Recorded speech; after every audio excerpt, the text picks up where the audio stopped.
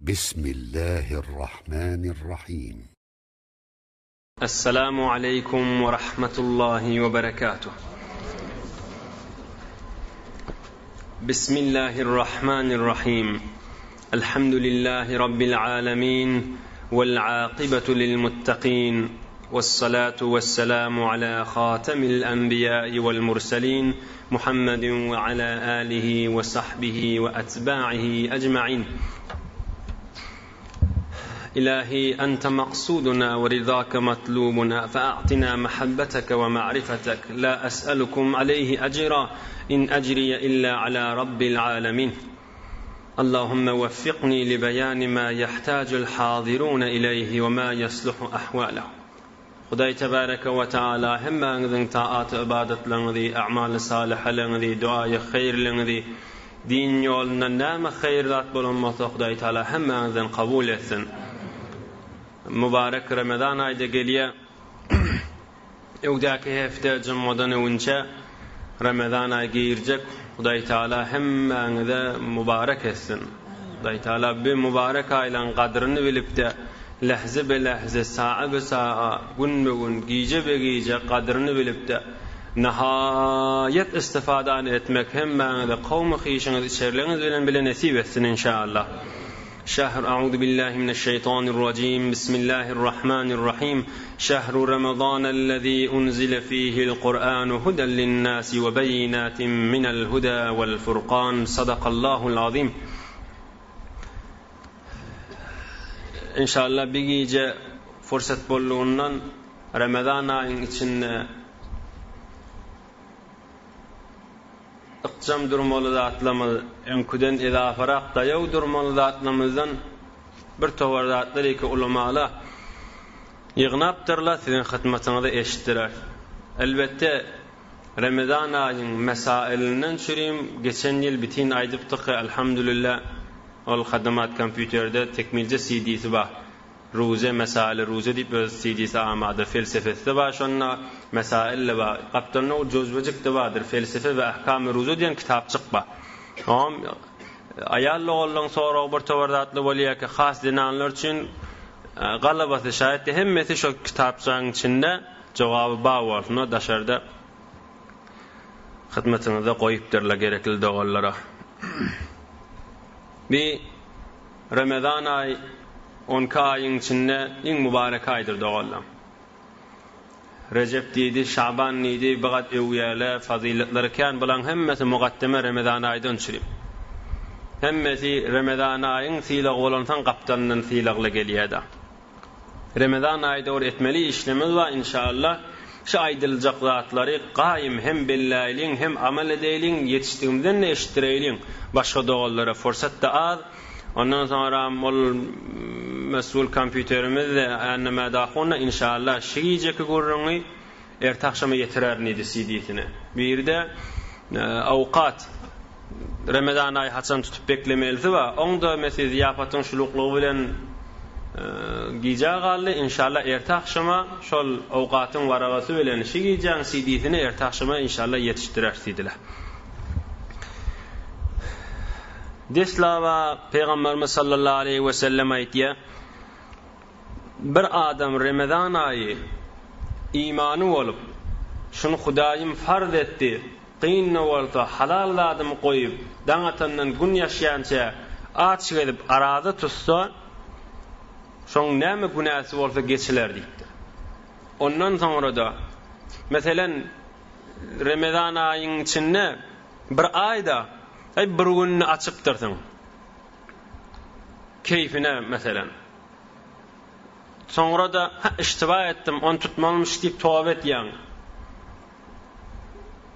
Tövbe edip de ölünce yılın kayına 100 yılle yaşasan da her gün arada tutkessen de yine şu bir günün faziletine yetmeyede. Şun qaim billamallah.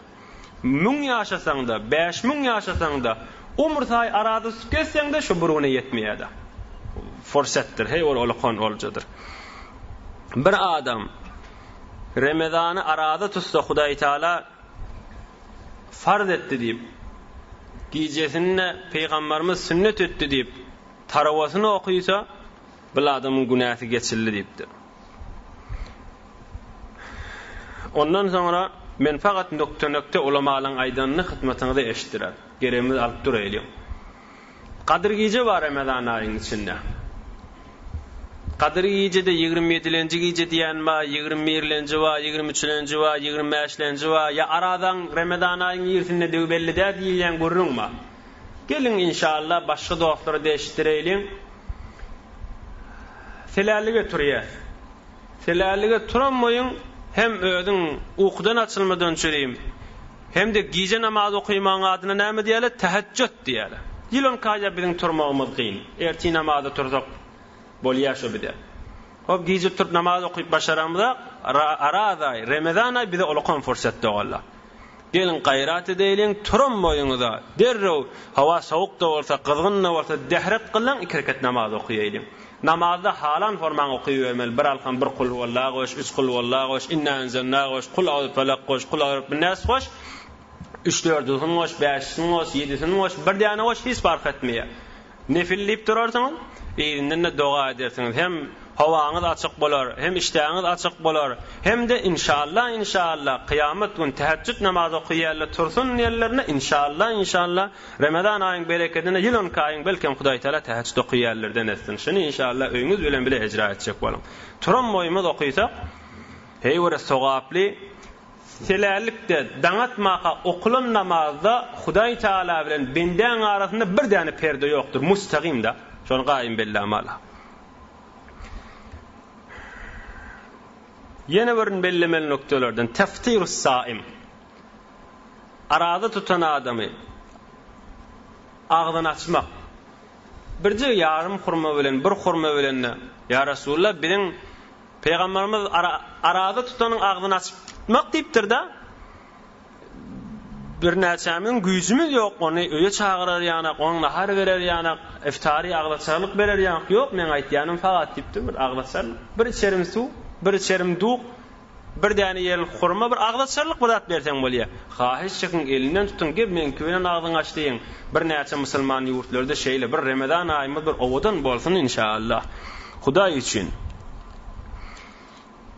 Şol bir adamy Tirmizi rivayet etdi. Şu aýtjak gurrunlym hemmesi hadis bilen sabit şede senet gerek diýen adamy inşallah biz hyzmatda. Tamam sahih hadisler Hasan suratynda, owadan suratynda Peygamberimizden rivayet bolan hadisler. Bir adam arada tutan adama bir hurma berdi. Gel doganjym şu men beren hurmam men açdyny ya su bersen, ya duq bersen, ya diýe çal bersen, ulada agzyny açdyrsan. Şonna şol arada tutupdyr bir soga alypdyr da. Şondan kemelmäjik ertiden akşamaçyly bitin arada tutupdyr farz arada. Şoň farz arada ýanyk sen 2 hurma berdin saňa ýeter diýipdir. Sahih hadis Tirmizi rivayet etdi. Ondan sonra gayrat edeýin Ramazan aýynda Qur'anymyz kan okuýaýyn. Gejelerde tebarek okuýaýyn, Amanar Rasul okuýaýyn, Kul huvallahu okuýaýyn, Kul a'udhu bil falaq okuýaýyn, Kul a'udhu bin nas okuýaýyn. Olar bilmeýärmisak bilýänjelemizden okuýaýyn, öwreneýin, hulasa başardığımızdan Kur'an okuýaýyn, kıyamatda Kur'an okuyan adamın elinden Kur'an'ın özü tutar diýipdir. 4 zady kan etmelidir Peygamberimiz. La ilahe illallah Muhammedur Resulullah. Biri de estağfirullah Ramazan aýynyň içinde mahsus şey. Biri de Hudaýa bizi cennet bereweri, biri de Hudaýa bizi dowzakdan saklaweri. La ilahe illallah nestağfirullah nes'alukel cennete ve na'udhu bika minen nar dip subhanezil mulki de oqulya. Subhanezil mulki vel melekut okuyan adam ihlas bilen okuýsun. Jaýly okuýsun. Hudaý Taala tesbih aýdywati, hayır dua aýdywati, ul milletin tarapyndan namaýanda bolup okuýwati, hemmek amin diýwati içinden. Aýtýanna ihlas bilen, kulak asýanna ihlas bilen, biraz qiýwaşanra okuýda bir saniýelik ýagaldy dip ony gysama wurtdylar. Amam da şeýle.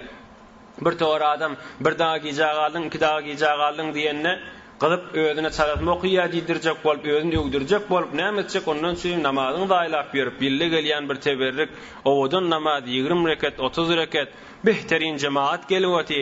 Gayrat edeýin, jaýylja howlukmanjy goý onnaga soňra bolsa bolar da näme.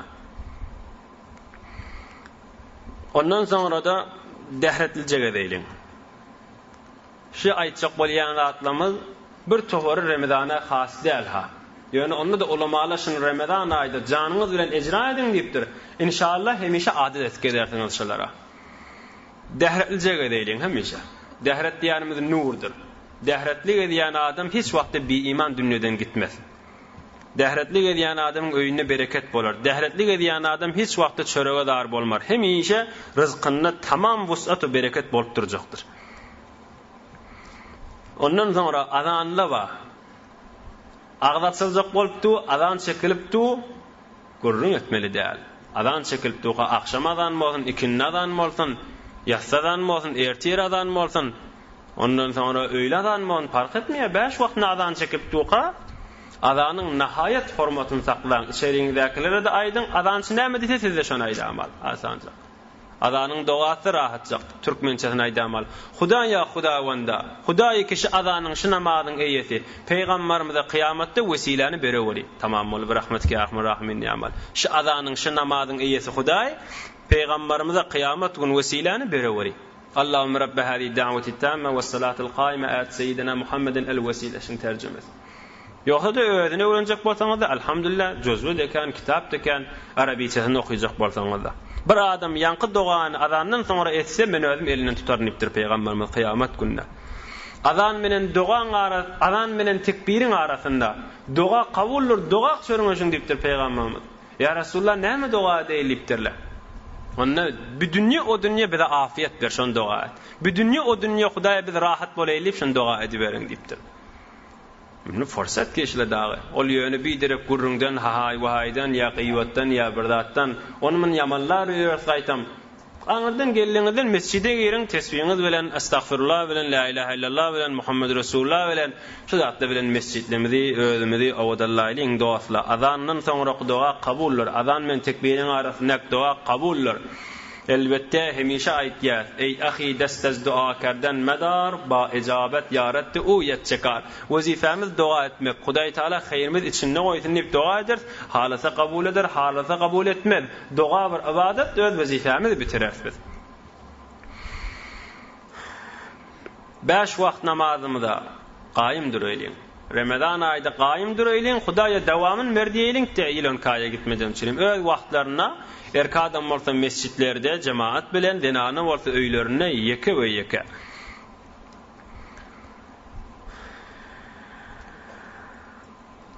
Cuma namazlarda bar mescitlerden nakalmaň diýipdir ulamalar. Peýgamberimiz sahih hadisleri bar. Bir adam garanqylarda erti namazda, akşamda, ýatsyda mescide ýörüýse, şoňa şaýat bolaň. Qaranqydan mescide gelensen kıyamatda tekmiljek nur öňünden çykar diýipdir Peýgamberimiz sallallahu aleyhi we sellem. Öýüňizde nefil namaz okuýun diýipdir käde. Hop ýanky tahajjud namazymyz bar.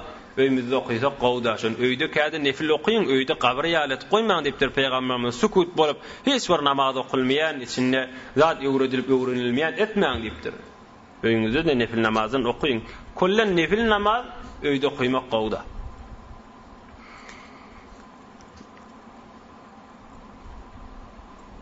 Ýene bir zat bar. Peýgamberimiz sallallahu aleyhi we sellem aýdypdyr doasly gowgulasyň. Bir adam erti namazy okuysa, erkadam cemaatda zenany öýünde. Erti namazy mescitde erkadam okuysa, zenany de öýünde.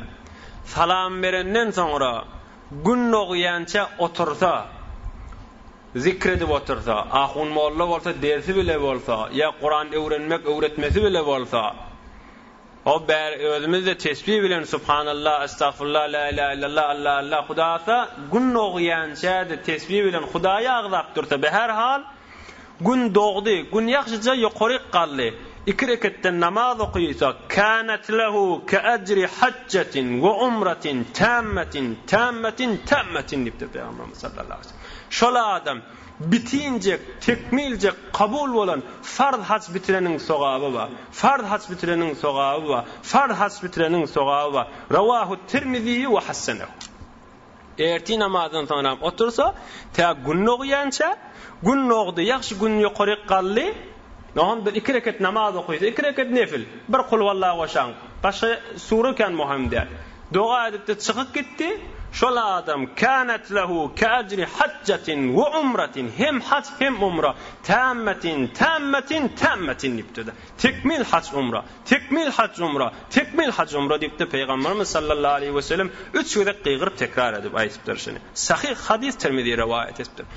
İşe gitýän bolsak, karment bolsak, ya bir karger bolsak, ya hadim bolsak, her näme bolsa tätil günümiz bardy.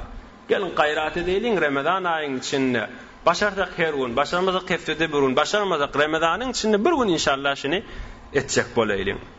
Erti namazdan sonra denany öýünde oturan ýerine salam berdi, gün oýança oturýar. Gün ogdy, gün bir dogum boýun 2 rekat okuymaň, 1 kilometr ýokaryrak galsyn. 2 rekat nefil okuyup boldy. Erkadamda cemaat bilen mescitte diptir. Men sallal fecr fi cemaatin. Ondan sonra namaz okuyatsa erti öyle 5 wagt namaz. Namazdan sonra 33 kere subhanallah, 33 kere elhamdülillah, 33 kere Allahu ekber, bir tane de la ilahe illallah Muhammed Resulullah. Beter sogab kan gatdyr. Bir näçe 34 kere Allahu ekber diýenler o riwayetlerde baha. Ondan soň 33 diýipdir, 34 diýipdir, ondan soň dawa etme 33 diýsen de fark etmeýär. Peýgamberiň sözi var. 34 Allahu ekber diýsen de hiç fark etmeýär. Kulada şon ýüze dogurlamalar 33 bir tane la ilahe illallah Muhammed Resulullah ýüze dogurlar. Ýoksa da 33 subhanallah, 33 elhamdülillah, 34 de Allahu ekber bir de ýüze dogurlandy.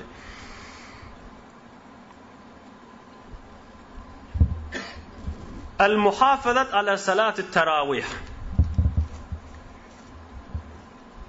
Taravih namazı muhafazat etmeli. Ramazan ayının hemme gecesinde. Mene 6 yıllık hatma vardım. Bütün sogabım aldım. İnne taravih barmasam öyle beytmeyin doğasla. Yılın kaya taravih yok ki. Bir 30 günün içinde. Her gecen sogabı da fazileti öz başına. Her gecen günahı uyarlığı öz başına. Hatma istiyorsun sogabını alıpsın. Fikredin. Şayet kitapta bolsun ha, bir adam hatmek iste sogabın allı barmasa sünnet bitti deyip. Emma sen niyetin altuğun okuyacak sonra taravih barmacak bolup bolmadı ki. Fikretden var. Altuğun hatma varacak sonra taravih boynundan ayırlaya deyip. Aya niyetin altuğun hatmın sogabı değil mi? Ya boynundan taravihini ayırmadı mı? Gayrat edeylin doğasla. Adat sılatta namerdi etmeyelim. Hatma barsanız da Allah kabul etsin. Kavuzat. Ona yetecekler yok. Qaricanla da hafızla da metlerini, vazip zatlarını riayet edip okuysunlar. Biz de bir hatm Kur'an bitin eşitimiz yani niyet bilen bar eylin. Qalan her gece taravihimizde cemaat bilen erkadam bolsa okuyup dureylin doğasla. Ondan sonra agzaçar bolli akşam namaz okuymaqa Peygamberimiz agzını açýarmışdy. Biraz haberdar bolmaly, bir wagtda bärik bir başga wagtda çygyşdan agdaçar bolalım gaýpdary wagt nasip bermeli. Ola hazırdan öňe haberdar bolsun. Ýöne sen agdaçar bolallygyny bilse, aýjydanlygym bolsun akşam namaz okuyup geler, millet açsaçsın, näme howlup dolu ýa bizirede. Akşam namazdan öňçe sen agdaçar bolanlygy bildiňdämi? Agdan aç. Biz agdaçary bir näçe aýtýak, Qur'an-ı Kerimde işte arazany giyjek getirin diýipdir diýe. Am giyjek boljak bolsa akşamdan sonra bir zat gurrunla baýa, hemmes puç gurrun bilen. Gün ýaşdy akşam giýirdigi. Gün ýaşanmaýynda. Sahih hadis we kana an-nabiy sallallahu aleyhi ve sellem yuftiru qabla an yusalliya. Akşam namazyny öňçe agdyny açýarmyşdy. Ama biz de inşallah şu hadise göre Peygamberimizin sünnetine tabi bolup inşallah akşam namazımızı okuyma, kalk ağzımızı açayım, bir de gayret edelim. Hurme bilen ağzını aç bar mescide. Akşam namazı cemaat bilen okuy. Ağzaçar bahane bilen bir rekatine ay yetişmen belli de edip bütün ağzında şok bolup o cemaattan akşam namazdan gayret edelim. Qalma varin. Ondan sonra da Peygamberimiz sallallahu aleyhi ve sellem aýdypdyr. Hurma tapsaňyz hurma bilen ağzyny aça werin diýipdir. Hurma bolmasa suw bilen ağzyny açyň diýipdir. Ene bir de Peygamberimiziň öz mübarek desturlarynyň hurma bilen ağdaşlyk beter gowy, beter insana biz sünnet diýip açar peýdalary öýgeler gapdalynan.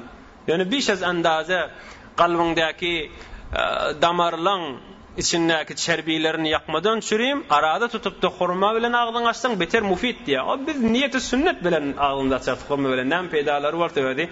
Geler yörer inşallah. Yine muhim bellemeli adımız ağdaçar vaqtta. İnne lis-saimi inde fitrihi da'watun la turaddu. Da'watan la turaddu.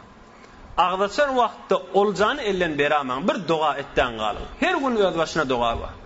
Bu dua edin Hudaýa ene adam içerim bilen bir dünýä o dünýä salam. Erti bolýly Hudaýa bizi azab kabirden ahiretden saklaw.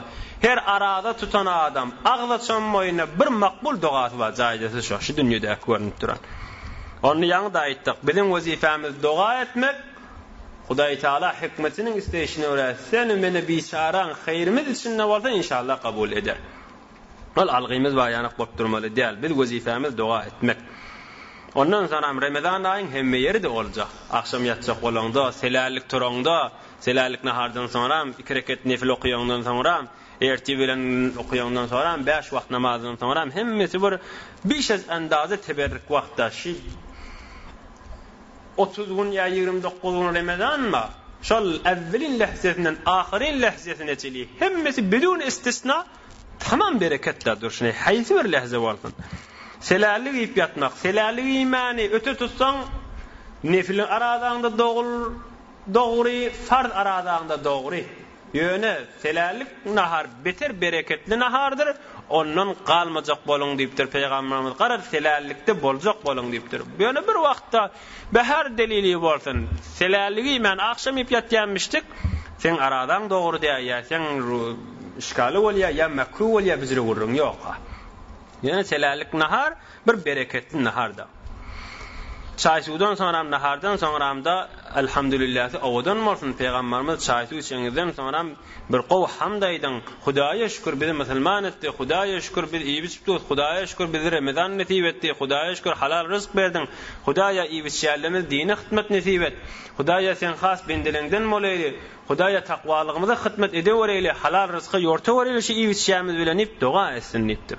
Zekatyna ta gaýym dursun, gyzyly bolsa, kümüşi bolsa, maly bolsa, yeri bolsa, ýurdy bolsa, beter de Ramazan aýyň içinde zekatyna gaýym bolsun. Ozal berýän wagty bolýan bolsa, hop bol berýän wagty bilen boluversin. Ondan sonra da Ramazan aýda başardynyň Hudaý ýolyna kän sarf etsin nipdir. Ramazan aýda nefil sadaka, ýani Hudaýyň farz etmedik sadakasy ýa her bir ibadet bolsun, başga wagt farz bilen beraberdir. 70 beraber sowapda. Sadaka da kän beriň diýipdir. Hudaý Taalaň gaharyny ýatyrýandyr, günälerini ýuýandyr diýipdir. Mescitde tikin diýipdir. Mescit tikmege kömekleşiň. Bir adam mescit tikýän bolsa, Hudaý üçin bolsa, şo tikşi ýanyk jennetde de şoňa jaý tikilip durandyr diýipdir.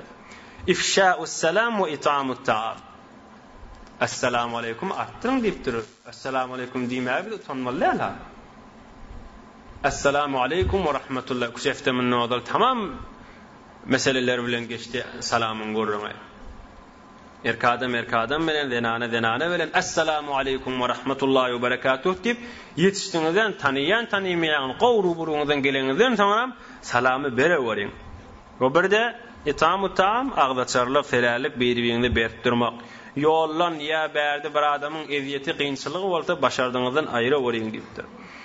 Eğer hele bir-birine muhabbetli bolsun denane adamsynyň diýennesin, ozalla diýennetýän bolsa Ramazan aýda artdyra bolsun diýipdir. O bir näçe wagt bolýar, denane zyňyrdy bolýar, adam paýry bir nämetçiň men elinden zat gelmän diýerim ýa denanasy bir takwa arasy adamsy ýyly goşulmany bir denanasy paýry narahat bolup gezbes sabr etsinler. O vazifeti eştirer bir-birine nihayet muhabbetlerini derler. Ondan meylak bolmajak bolsa, o bir-birabe bende bir ömür aglak geçiripdir. Biraz müşkil bolýan bolsa, kynçylyk bolýan bolsa, tefahüm bolmaýan bolsa, başartyly ýetirtildi bir ýerik. Oňjak deňjek zat inne mesele, Hudaý Taalaň rezaýetini, muhabbetini gözlesinler. Onna bolmaýan bolsa, kep kulak asmaýan bolsa, o bir gaýrat etsin, sabr etsin. Şon talaýagyň tahdir aýtdy. Sabrın sowabyny Hudaý Taala özüm berjek diýipdir. Sabr etkese inşallah derecesi kän bolar ahiretde we berzahde. Başardığından halal kesbesin diýipdir. Agdaçar ýipdiň, selallik ýipdiň, onu haram lokma beripde, agdaçar etjek bolsaň haram lokma beripde, onu selallik ýejek bolsaň goň manysy bolmaz diýipdir. Oğlan uşağına giňeşçilik etsin. Hatmen baha zatlardan ne? O bardarrak, o vardı bolup durarak zatlarına çöreğini, qatıgını bolup duran zatın kärrekten koysun dipdir. Oğlun şok da, ayallığınla, zenana da gayrat etsin erkek doğunna, adamsına, dədesine, qiyinçılığa salma varsın. Ya it geliya deyip, ya Ramazan ayı geldi deyip, o tarafın yağdayını özürsün, yağdayını öyle bolup dura varsın. Huda için ziyaretleri birbirine sataşıp dursunlar. Bunu inşallah Ramazan ayı olacak bu hada İd-i Fitr'de inşallah hemmesini üşüp qada alarsanız öy birbirimize balıp durayın. Huda için birbirinize barıp, Huda için muhabbet etmekte Peygamberimiz näme deyipdir? Qow dikkat edin. En-nebiyyu fil cenneh, es-siddiqu fil cenneh, ve'r-raculu yazuru ahahu fi nahiyetil Misr la yazuruhu illa lillah fil cenneh. Peygamber cennettedir deyipdir. Siddiq hewre dayaw doğurça adamla cennettedir deyipdir. Şın beraberine kimi getiripdir? Ay falan yerde falan xiyabanına var Müslüman doğanımma Huda için şoňa muhabbet için baraylı diyen adam bir de cennettedir deyipdir. Peygamberin yanına getirip koyupdur. Huda için birbirine barış geriş etmek dostla min derecesi beter kanlattır. Merivler soran deyipdir. Bimaristan ne olsa, öýün ne olsa Hudaý kuwat bersin sana, ay sabret, ay sene Hudaýyň söýen bendesi bolmaly, Hudaý sana sowgat beripdir. Günahdan yumudan çiğinmektir, ahiretin ulu konmalar deyip, ona Allah kuvvetini berdedir deyipdir. Bir de bir toğar doğanlı olya bahana olta kepleşekka olup ağası bilen, inzi bilen, şu taada sen dayavudur, başartan arani düzecek bol, arani üzmecek bol. Ya sen ara düş, iki tane doğan kepleşmeyen olsa, iki ayarlığın arası yok bolsa, iki erkek doğan arası yok bolsa, iki insaya arası yok bolsa, beter sogabı kandattır, bir meriz sormaktan ikisi sogabı kandattır, aranı sulh ettirecek bol. Awala özün qayımdır, tarap kepleşmeyeten assalamu aleykum dey, sen muhabbet et. Başardığınızdan Müslüman doğulluğunuza hoşluk görüğüne salacak bolun. Hoş haber verin, hediye verin, sowgat verin Huda için. Tarapdan edafatat tamamı bolmany. Qiyinçylykda geçberene başardığınızdan asan edin deyipdir. O tarapda algyňyz barmyşdyk, Ramazan aýyda gelipdir. Ay inşallah sen gurbanlygyňy ýanyna berseň bolar diýip begendirden goýar. Ya bir edafa puly ýok, senden bir satyn alyp ay bolýar diýip gidibersen arada da goly ya aradan da içim mal, it de goly şeýtde ýeňilit diýipdir. Sen ýeňilsen kıyamet günü Hudaý Taala da sana ýeňil tutar diýipdir. Zeyif adamlar vardır, hor adamlar vardır. Olarda başardığınızdan şefakat, rahmet, mehribanlyk edin ki siz yerdäkilere mehribanlyk etseniz Allah Celle Celaluhu da size mehribanlyk eder, rahmet eder diýipdir. Hoş ahlak bolun diýipdir. Köplünç cenneti beheşte girýän adam ya Resulullah nämenen diýipdirler. Onu Hudaýdan korkup Hudaý için hoş ahlak bolýan adamlar özüni gowdydirjek bolanak, güler ýüz bilen İslam tarakky berjek bolup, musulman gowdydirjek bolup, näinki şahs öýdi. Owadan suratynda güler ýüz bilen muhabbetli bolsa, bir de gowzat diýipdir. Tibi kelam, hoş ahlak bolmaly. Erkek bilen, denana bilen. Namahrem menen hoş ahlak sarap, namahrem menen hoşamaýlap sarap, hamrak sarap, oň menen gülüşen bolup durmak edenje ibadatyň ýuwup durandyr, oňa haberdar bol. Bir gysgazy keple tamam etdi weber. Bir aýs duranmyz denana bilen, erkek bilen. Ýa-da dogry ejeň menen aýallygyn menen daýdan menen bolsa, ondan edafa däl. Ondan sonra da musafaha salamyň içinde sataşaňyzda howluk manjak assalamu aleykum diýip de qowl edip iki el bilen görüşüň, şo silkelap duqaň gunaňyz da döküler inşallah. Muhim bellemeli adamyň biri geldi. Gazzul basar an maharimillahi azza we cel. Gözüňi gaýym boldun. Qyyn zamanda asla kabullat. Hewre qyyn zaman gözüňi saklamak, namahrem bi hijab kan gezip beren. Bir tora öýle Hudaý saklanan imany ýok gezip berişine, Hudaý o peýgamber o kıyamet o näme bolsa şu dünýä Hudaý saklanan golar Hudaý tawfik we hidayet bersin. Emma bir towar pakirde şolaň agyny ökönüp öz musulmanlygyny ýadyndan çykaryp be. Qyyn bolýan bolsa başardyňyzdan bi hijab ya bet hijab gözüňde iljek ýere barma. Ya tarap aňyrdan gelýär, denanadan billin, bu gözüň şo taatlara iyi berme. Ya görünüp duranda televizion nağız simin fogurdan goýun arada näme gerek? Näme peýda, näme öwrenmeli, näme eşitmeli? namahrem gözlemelimi? Onun gözýäňizden, onu kulak asyp duranyňyzdan aýy Qur'an okuýun, tesbih sanan, Ramazan aýynyň içinde etmeli zatly we günämizken täbäri okuýalyň. Bu hususda ýatjak wagtymyz, bu hususda tarawadan çykyp dagy inni selalige barýança ukymy tutturmadan çyrimda gözüň nuruny berip onu biderek ona wagtynda sarf etme ölçe berese o CD-o mahwaro biderek bir muftezil zatly kesen bu näjre aradan bereketi, imanyň bereketi, takwalyň bereketi, bir owadan meclisin bereketi hemmesini aýyryp sýryp süýüp barýandyr dostlar. Gaýrat edin içeriğiniz bilen, doganlarnaşyňyz bilen, dostlaryňyz bilen eşitdiň. Garaz bir namahreme çe televizyonda bolsun, çe CD-de bolsun, çe mahwarda bolsun, çe daşarda bolsun gözüňi düşürmejek bolun. Ya zenana bolsa erki adama gözüni düşürmejek bolun. İnşallah ahirde bir emes gurrun edersiminden. Gözlemek şeytanyň bir semmi oklarından, sähimlerindendir. Onu bir adam gözlese, ol bir sem bolup namına, imanyň üstüne düşýändir. Bir adam Hudaý üçin, şunu Peygamberimiz sallallahu aleyhi ve sellem qowl berip aýdypdyr. Men terakaha Hudaý Taala tarapdan min mahafati abdaltu imanan yajidu halawatehu fi qalbi. Ay Hudaý üçin namahrem gözläp görmäýin, şu şow gözläp görmäýin, şu filmi gözläp görmäýin, şu mahbaran gözläp görmäýin. Şu gelýän bir Hudaý tawfik bermişi bir gözläp görmäýin dip kellesini sowsa, soň lehzetinde imanyň süýjülün kalbyna tafar dipdir. İmanyň nurun kalbyna tafar öňküden näçe beraber bolar dipdir. İmtihan edibermen, imtihan üçin etmelle ýöne 70% diýdi. Hudaý üçin gözüň sowdun, Hudaý üçin gözüň ýumdun, Hudaý üçin beýlen gözledin, şo lehze. Mesela gözlesen şeytan sana bir lezzet kokudiyada 70% wallahi billahi tallahi Hudaý bile qasam içýän şondan beter süýjüligi gözlemen dursaňyz tafarsyňyz. Ondan sonra da inşallah Ramazan aýyda gaýym durun, Ramazan aýdan sonra da özüňize gowy owadan adat bolar. Emr bil ma'ruf nahy munkar aýallygyň erkekdigän beýtme Ramazan aý fursatdyr şumal. Zenanyla tarawa okuymanlar öýlerine ýeke-ýeke günäden ýuwlarlar.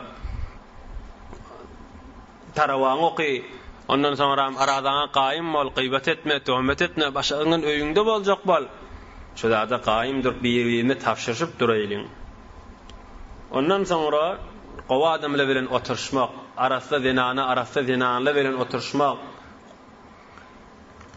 Aýdypdyrlar, Hudaý bilen oturşyň diýipdir. Hudaý bilen oturşyp bilýäsmi? Fashabu ma'a man sahaba ma'allah. Ya fa ashibu ma'a man ashaba ma'allah. Hudaý bilen oturşyp bilmeýän, Hudaý bilen oturşýan men sen Hudaý oturşadyk.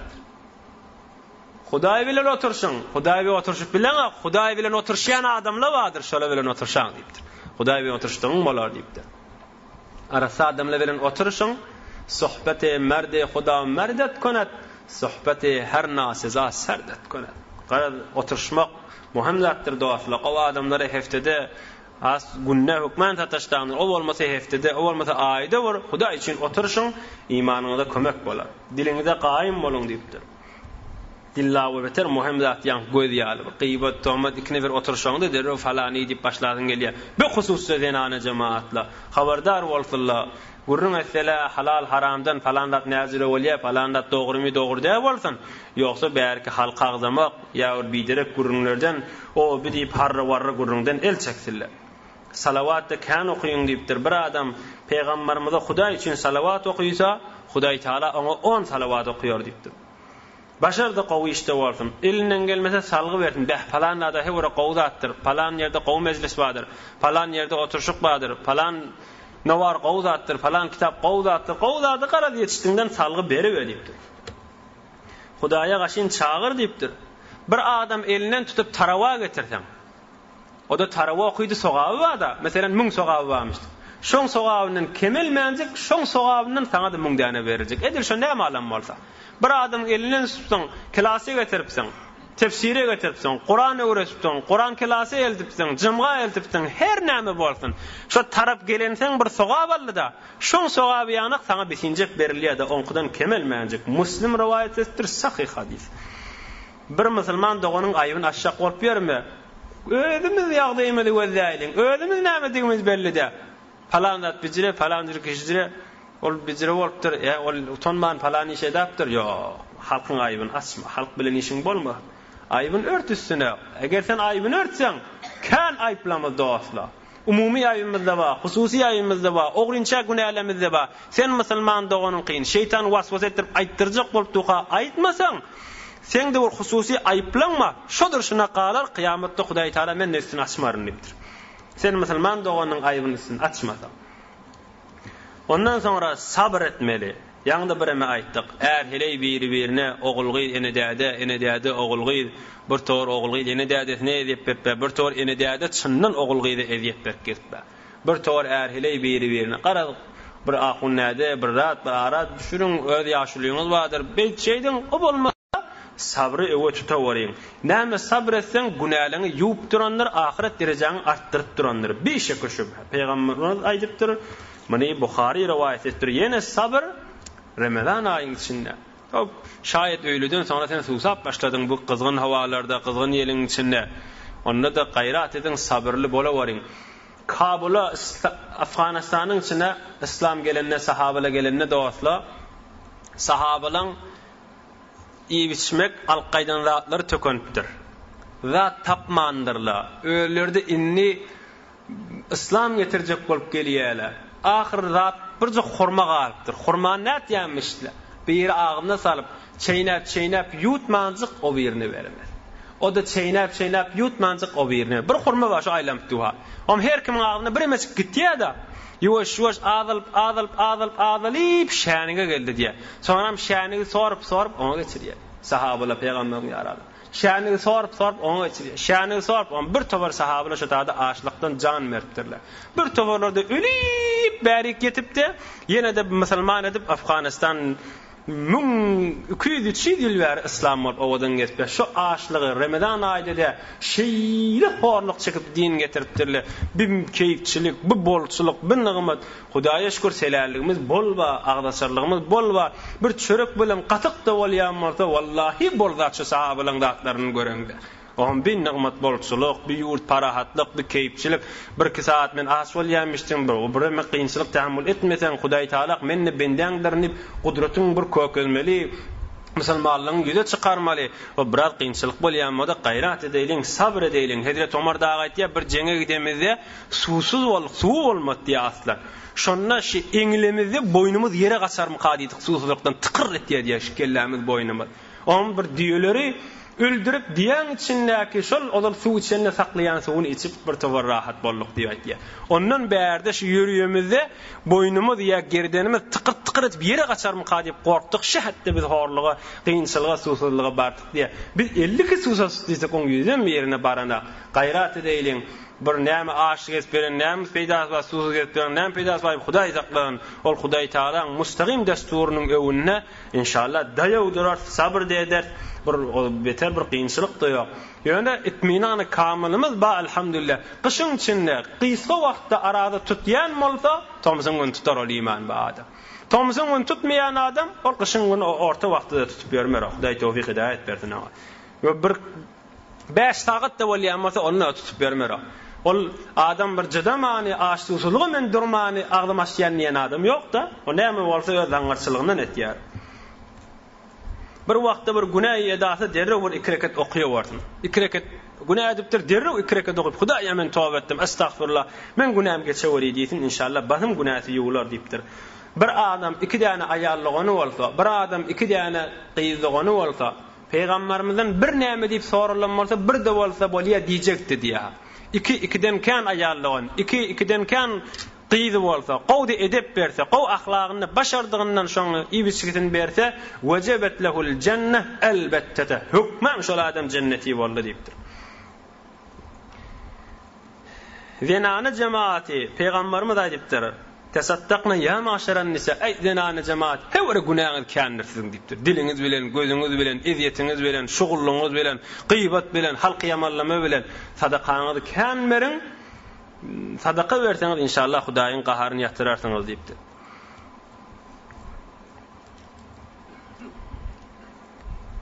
Süýji dilli bolmaly.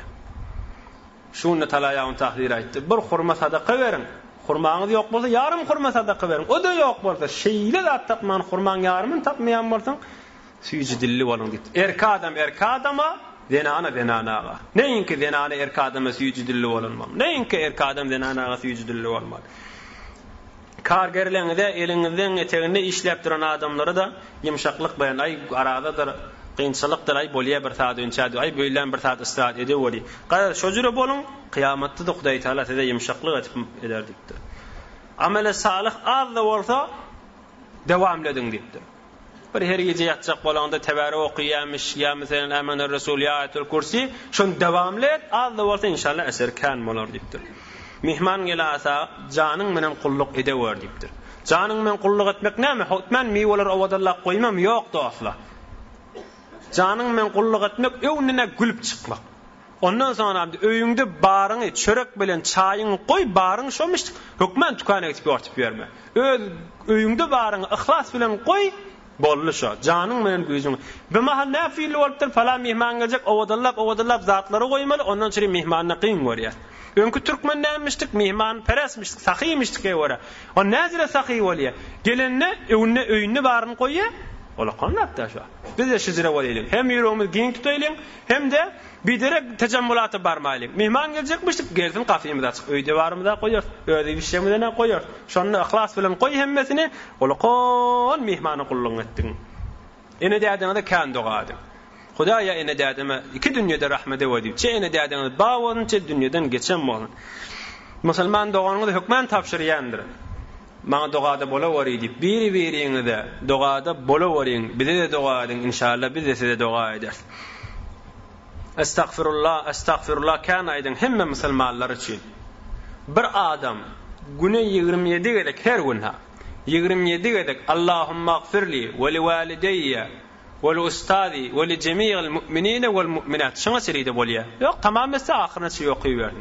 Her kim 27 gedek şunu okuýsa şol adam bir dereceli adamlardan bolar ki şoň hormatyna ýagyn da ýagar, şoň hormatyna dogaly da kabul bolar diýip sahih hadis bar. Bir wagtda ulukon sowaply hemme musulmanlaryň günahyny geçeweri diýip doga etseňiz her musulman tarapdan saňa bir sowap gelýär. Meselem 1-2 milliard musulman mada ya 1 milliard ýarym. Oturan ýerinde ihfas bilen aýtýan Hudaýa musulman bolsa günahyny geçeweri diýip her musulmandan saňa bir sowap, ýani 1 milliard ýarym sowap şu taýda bir lehzan içinde saňa gelýär. Om Allahumma gfirli we li walidayya okuýandy da manasyny fikretden okuýan. Hudaýa özüm, ene dädem, ustadym we hemme musulmanlaryň günahyny geçeweri diýip bir adam 27 gedek şunu okuýsa her günne şoň hormatyna başga dogaly kabul bolýan adamlardan bolar diýipdir. Zina anaňyz bolsa, aýallygyňyz bolsa gaýratly boluň diýipdir. Daşary çykýan bolsa, habarsyz gitýän bolsa, ýa bir namahrem bilen kepleşýän bolsa, hey wara daýaw duruň, öňünde duruň, düşündüriň, meniň bolmaz diýin. Bir wagtda bir benden golun tawlanmalsak, bir benden malyn alanmalsak, baryp razy edewerýän Ramazan aýynyň içinde da. Bir günahy bir wagtda ýaňşyp ýalyp her kimden bolýandyr. Günah edemmoýmyz, derrew estağfirullah diýip bir elçimen, bir çörek, ya estağfirullah, ya la ilahe illa Muhammed Resulullah. Näme sowap bolýanmydy, derrew ýygyny tirkäýliň ki o günahymyzy ýuwup aýyrar.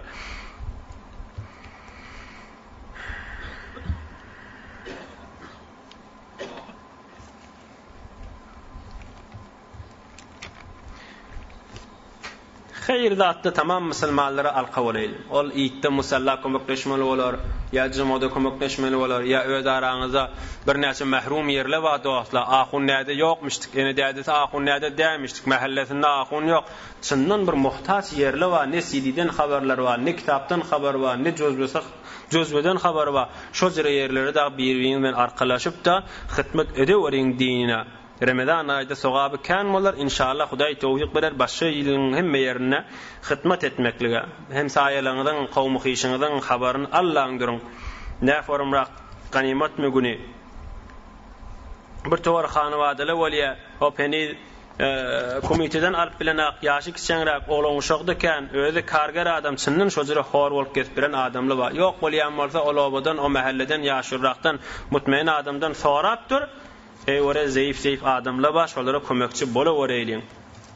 Şulaň hemmesiniň galabasynyň beraberine degijek ahyrky gurrun dostlar. Dulgenana, yetim oglan, ya erhiley ba oglan uşagy ba çyndan fakir adamlar ba dostlar. Peýgamberimiziň bir sözi ba, hali erti ýaňytdyk da bir adam erti namazdan soňra günni ogýança Hudaýa ýagda otursa. Ondan sonra 2 rekat okuyup çıksa tekmil hac ve umre dedik de. Eyni şoförün Peygamberimiz aydıptır sallallahu aleyhi ve sellem. Dulgana ana, yetim oğlanlar, ya da oğlan uşağı ba, eğer hele tekmiljek yöne çından fakir olsa, şolan iyidine düşüp, başarından şolan gövünü alacak bolyan adam, kel mücahid fi sebilillah, ve kel qaim la yeftir, ve kem saim la yuftir. Şola adam, yılan kaya giyceler danatyança, yadımani, yaltanmani namaz okuyan yanak, yılan kaya arada tutyan yanak, elini kılıç alıp da zol İsrail bilen, kafirle bilen zol vuruşup birenin sogabını alar şola adam deyiptir. Bukhari rivayet ediptir, sahih hadis Peygamberimizin söyledi. Bir zayıf adamla va, fakir adamla va, ve bir işli, çından dertmen, çından muhtaç adamla va, elinden tutayılın doğasla. Birci tane işinden çürüm elinden tutsan deyiptir Peygamberimiz sallallahu aleyhi ve sellem. Medine'ne bilýäňiz. Medine'de de Peygamberimiziň mescidi var.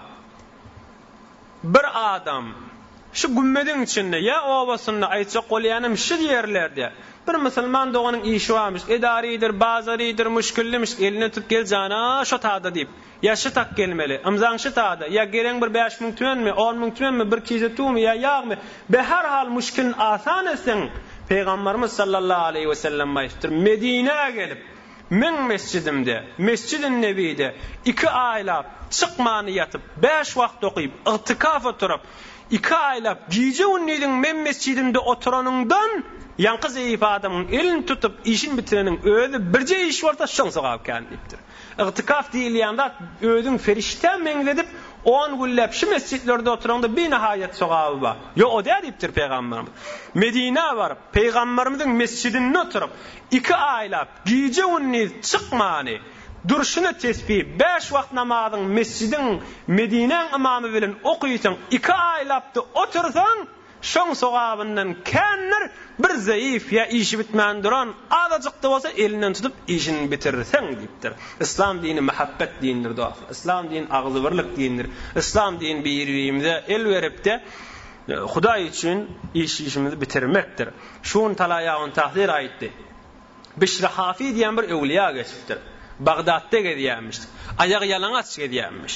Ayagy ýalaňaç gedýänseňde o zamanın maşin motoru yok ki. Baytiyanım takriben şu halkı zamanın 1200 yıl mı ne kadar. O zamanın at deken, diye deken, koyun deken, sığır deken. Emma Bişr Hafi ayak yalaňaç gedensen Bagdatda hiyabanında teze o, kumuluk o, hiç tat görünen akdiya.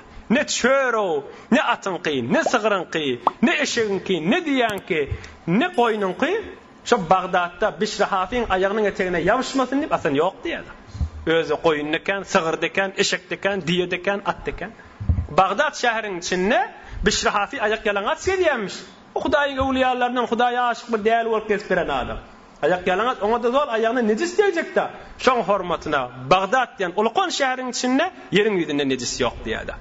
Yalaňaç geçip berişine ayagyna yapışamasyn diýip. Näzire bir derejelere ýetdi ýa? Onu bir gün görüpdirler, kışın günü soğuk havada titrep duran, öyle giyimi de bağmış. Hey Bişr Hafi ne mi yalaňaç otyň? Geyda giyimin deyipdir. Onna aydypdyr Bişr Hafi radıyallahu anh. Hudaý Taala olan bereketlerinden biri de boýsun. Edafın malı ma yok, fakir adamlara, zayıf adamlara sadaka verer ýaly. Fakir adamlardan da şu mahal eginmaş tapmany üşüp duran kendimdir. Özüme namus bildim, binamuslyk bildim, bir gelişmeyen bildim, men bitada geyimi dolanyp gyzyp oturayın, emma o fakir musulman noğanda titrap oturdum. Çıkarıp oturdum, agallam dertleş bul bolayın. O musulman doğan titrap otayım, men noğoy titrap oturayın. Şu fakir doğanım görse, ha maňa meňdeşdi bir bar ol deyip, agallam şoňa bir göwüllik bir bolsun deyip, şo niyet bilen ýalaňaç titrap oturşum deyipdir. Bula şeýlek bolansyň da, onu arşyň üstünde ýörip ketpäki. Ola jildirlaň üstünde ýörip, ola aýaklary ýere degen akdy asla. O bol şeýle bolansaň da, Bagdatda kumuluk yok, tezek yok, çör yok, arasında bolup gezipdi. Şu başşawr fakir, garip adamlar var deyipdir. Titreşwati ile sawq hawada, o wagt gaz yok, Buhari yok, peş yok, bu şeklerde kynçylyk kende. Bermäge de adam yok deyipdir. Agallan bir garip adam görse, ha maňa meňdeş titreşpatan başda bar o deyip göwüllik bolsun deyipdir. Bah. Bes zayıf adamla gayrat edin. Zayıf adam hükmen devremizde ba. Yok bolýan bolsa dostunuzdan sonra, o yaşuldan sonra, o kethudadan sonra, o ahunazdan sonra bilýäniň bolsa men amada diýin. Gowunny alın inşallah bolkan derejelere yetersiniz. Ahir qırak gurrunla Peygamberimizin bir sahih hadisi var doafla. O düşünün şu gurrunga. Peygamberimiz aýdypdyr, mene ahirin peygamber menden aňyrda inni peygamber geljek ýok diýipdir. Ýöne her 100 ýyldan bir alim, bir ewliya geljek, dini bir täzelecek diýipdir. Din täzelecek diýeni şu dini Muhammedi sallallahu aleyhi ve sellem milleti gowy ýaratjak diýipdir. Her 100 ýyldan baş diýipdir. Evvelki 100-nji ýyl falany, 2-nji 100-nji ýyl falany, bemal 1400 ýyl geçipdir. Her 100 ýyldan bolup gelşidi. Bir dini millete urqaytadan bir ýaýradyp milleti eşitdirip bir däne bolýar, ýöneň şoğbasy känniýe bir tor ulamalar. Başga da şoňa kömekçi ulamalardan, öwliýalardan bolýar. 1000-nji ýylda, ýani 400 ýyl menden ozan bir mujaddid diýerler şol adamlar. Şu ewliya gelýär Hindistanly. Şeyh Ahmed diýilýär.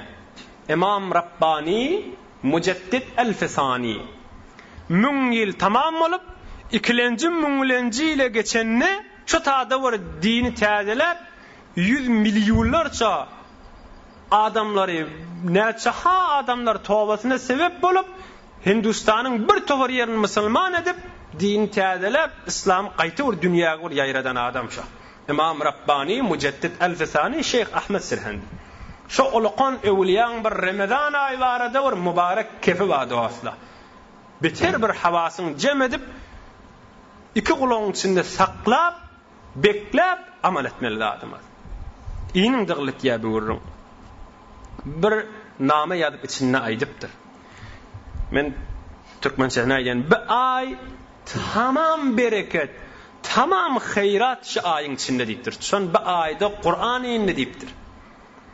Her kime başga ayın içinde her musulmana Muharrem ayda, Qurban ayda, Recep ayda, Şaban ayda, Ramazan aydan başga aylan içinde her yerde her musulmana näme bereket, näme ýaxşylyk gelýän bolsa şu Ramazan ayın bereketinden şadipdir. Näme bereket gelýän bolsa qatre ist az deryaye bi nihayeti berekat in şehre mübarek azimul qadr astir. Mesela şu Şaban ayı bize näme bereket gelýär, hatta şu oturşygymyz. Ramazan ayın milyonlarca bereketinden bir qatreti diýipdir. Ýylan kaýa näme bereket, näme saglyk, näme parahatlyk, näme bolýan bolsa şu Ramazan ayın bir qatretiniň bereketinden diýipdir. Yine de bir zat aýtdyr, şu taýybyň icra etmeli lazım. Haýsy bir musulman şu aýyny jemiyet bilen, Hudaýy bilen, iman bilen, bereket bilen nihayet özüni ýygnap, saklap, gezagasa 11 aýyna şeýtip geçirer diýipdir. Cemiyeti inma sebebi cemiyeti tamamı salas. Şu aýyny nähilli geçirsen soňra da şeýtip geçer diýipdir. Emma tefriqiye inma sebebi tefriqiye tamam misal. Bu ay bu neden erteden dua eden beye şeyle waqır wuqur futbolu güleru televizyonu şaqır şuqur geçiripsin ýylyň başga wagtda şeýtip geçer diýipdir. Şu ay olja duasla, şu ay gayrat edeýin. Şumar Recep ayı geler diýip geçip gitdi. Şabana geler geçip gitdi. İşte içkinne Hudaý saglyk etse ýene bir tefsiri gelecek. Inni kefte gelemizde derrew Ramazan aýynyň bir güni ýa 2-nji güni geçip gitjek. Ve her jeletdege geçip gitjek Hudaý Taala saglyk berdi, ömür berdi. Gayrat edeýin, bilimiz guşaýlyn, elimiz çermäýlyn, çynnyň gelýär diýip istikbaly germ edeýin. İnşallah başga ýylyň hemme ýerine de ýylon kaýyna müň bereketi biziň endamyzda, içerimizde, gowmumyzda, hyşymyzda bolup durar. Fatuba limen maza aleyhi hada şehrul mübarek ve radiya an. Hoşluk bolsun, gününni ol adam diýipdir. Ramazan aýy şol adamyň üstünden geçdi, bir de başardygyndan ýygnady. Ramazan aýda ay berekella diýip gitdi şol adama diýipdir. Ramazan aýy tamam bolsa, seniki Ramazanyň gadryny bilen bolsaň, Ramazan saňa berekella diýip, mübarek bolsun diýip saňa gitýär diýipdir. Şol adam hoşluk şoňa telefon goýmasyň begeni bersin diýipdir. Emme biyabraylyk iki dünyada yüzgaralyk bolly ol adama Ramazan ayı gelipdi. Şu azimuşşan, şu gijeti öz başına bereketi var diye Ramazanın günnüydi öz başına. Günnüydün bereketi hayratı giyeceğinkiden başka diye. Giyeceğin de hayratı bereketi günnüydünkiden başka diye. Şu şeyli bol, lehze belehze bereketten yine de hay ve hay bilen bir derek geçire kalsa o adam ona veil bollu, ona Hudaý saklan o yüzü gara bollu diýipdir. Bir wagtda meriz bolup, birdat bolup, agdymyz açmaly bolsak, agdymyz bekli ancak bolup gelsin. Meriz dogalla bellerini şikefe. Ramazanyň hormatyny saklap, agdy bekli ancak gursuda bolýan bolsa, meriz bolsa açy bermeli. O mesaile o kitapda o CD'de bar. Ýöne agdyny açýan ne bolsa, ya misafir bolup gelipdir, ya misafir bolup gelip agdy bekli ancak bolup gelsin. Ramazan aýynyň hormatyny sakla versin. Bir mecus, o da Hudaý diyen, Hudaýa inanmayan adam. Oglu varmış da, işten ne bolsa o teberrükan aý diýilim. Oğlu Ramazan ayda musulmanlaryň arasynda haýdyryp iýitýän, öýe getirip ogluny wara, utanmaýanmy diýipdir.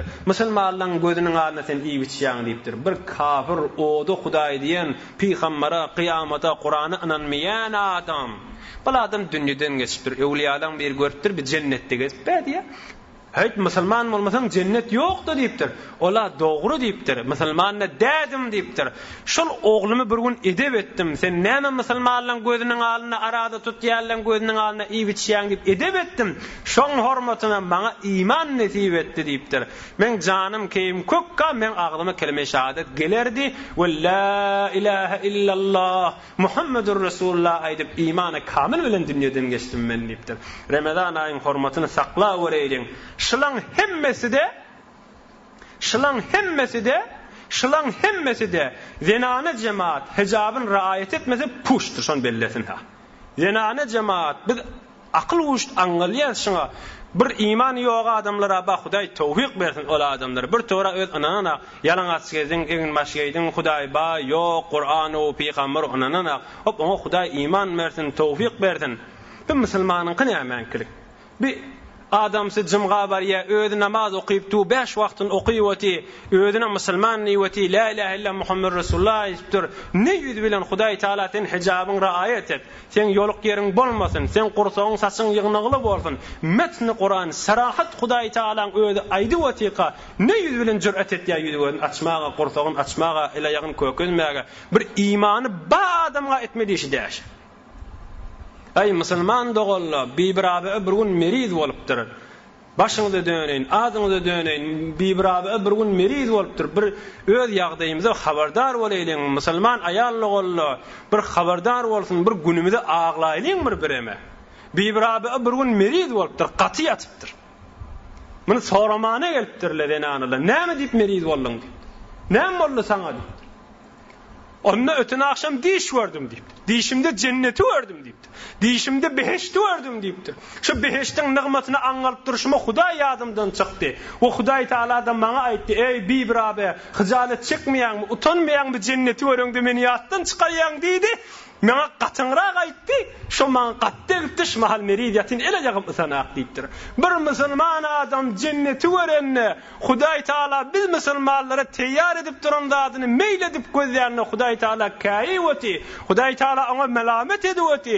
Hudaý Taala nämenden ýüzüň sowduň, nämenden kalbyň sowduň diýweti. Bir haram zat Hudaýyň gözü mi diýen zady.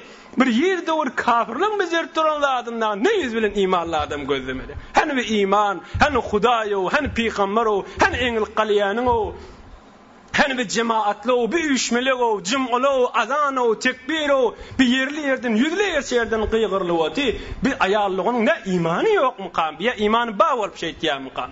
O Ummu Cemile aňalyp bäs, Ebu Lehebiň zenanaty peýgamberimiziň öýüne bar tiken oklaýanmyş. Sen imanın bolup näme peýgamberiň ýoluny tiken oklaýan? Sen ki peýgamber kabul edýätiň, la ilahe illallah Muhammed Resulullah edýätiň, ne ýüz bilen hyjalet çekip bar tiken alyp arkaň menen ýüklep getip gel peýgamberiň ýoluny oklaýatyň. Min Ummu Cemil bilen betbaht bolup we imra'atuhu hammalatul hatab. Metni Qur'an şi. Ebu Lehebiň zinanaty cehennemi diýipdir Hudaý Taala aýtdyr. Näme üçin? Peýgamberimiň ýoluny tiken getirip oklaýanmyş.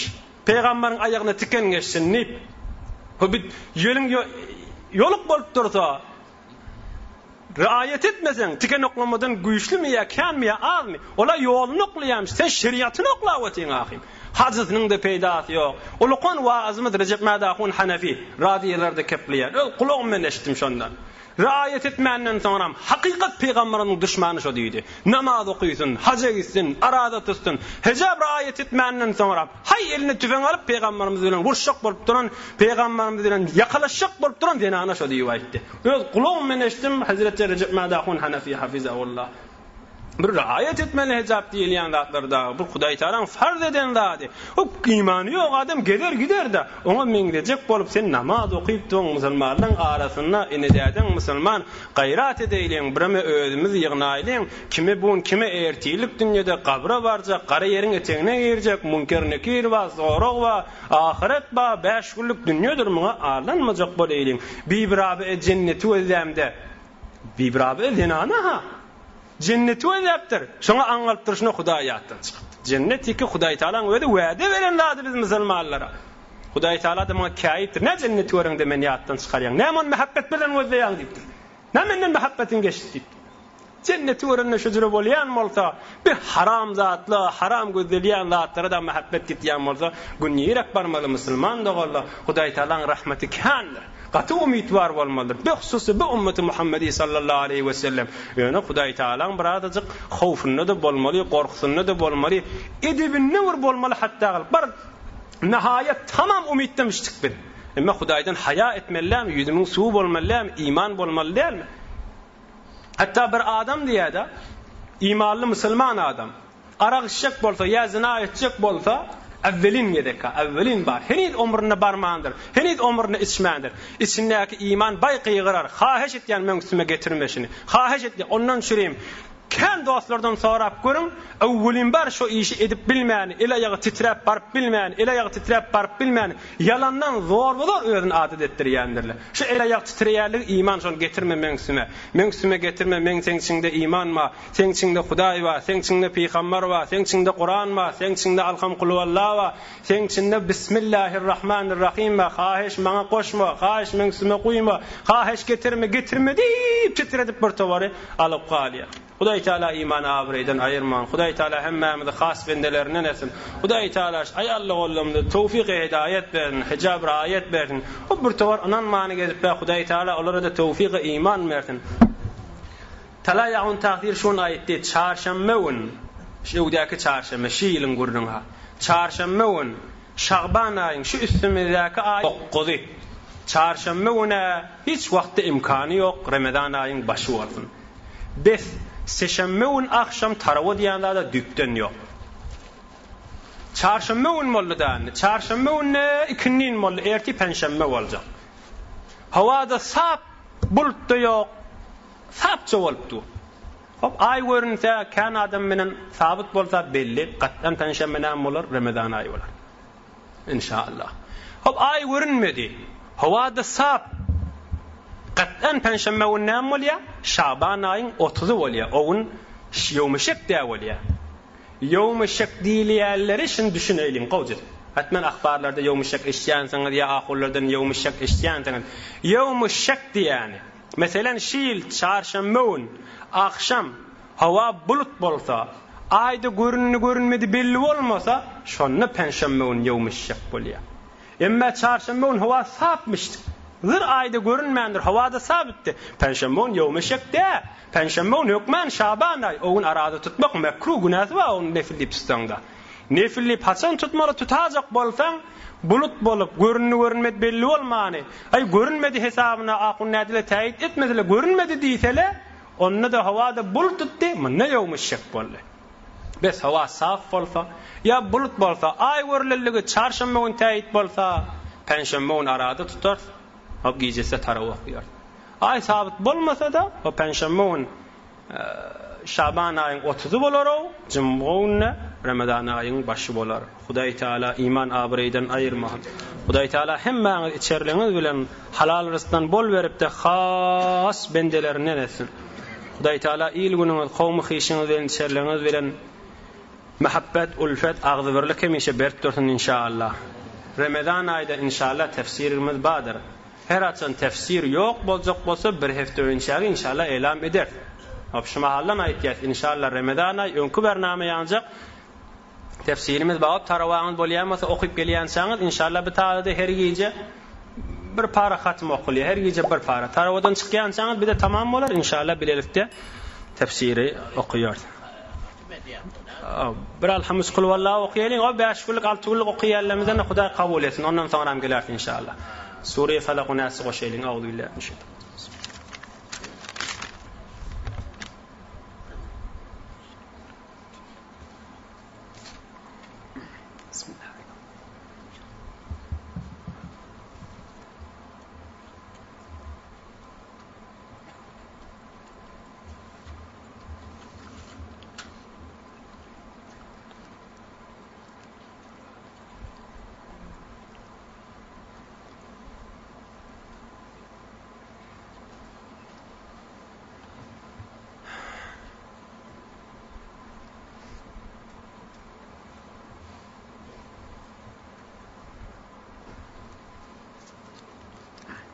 Nida nima daqun awqatda ertaxşam gelip alarsyňyz inşallah açan tutqasan beklemeli. Ol jozbesi Ramazan aýyň meselelerde gerekli adamlara daşarda bada. Meri dogallawa bir towerli müşkilimiz wa dua edin diýipdirler qaqaqun Osmanlı ilahi amin dua. İlahi amin hemmem ihlas bilen amin diýelim. Hudaý taala ötellere rahmet. Merilimde şafa bersin. Can Hudaý şafa ber. Gözýärlere Hudaý kuwat bersin. İlahi amin. Şaban ayın ahir heftesir can Hudaý qowluň hurmatyny dualamy kabul et. İman abreyden ayırma. İlahi amin. İlahi amin. Tamam dogulun müşkilin asan et. Dini merasimlere bereketler. İlahi amin. İlahi amin. Birahmetike ya erhamer rahimin. Allah ya'lamu du'ahu subhan rabbika rabbil izzati amma yasifun. برای مشاهده ویدیوهای بیشتر به کانال یوتیوب سخنرانی‌های علمای ترکمن سر بزنید، مشترک بشید و منتشر کنید، اجر ببرید.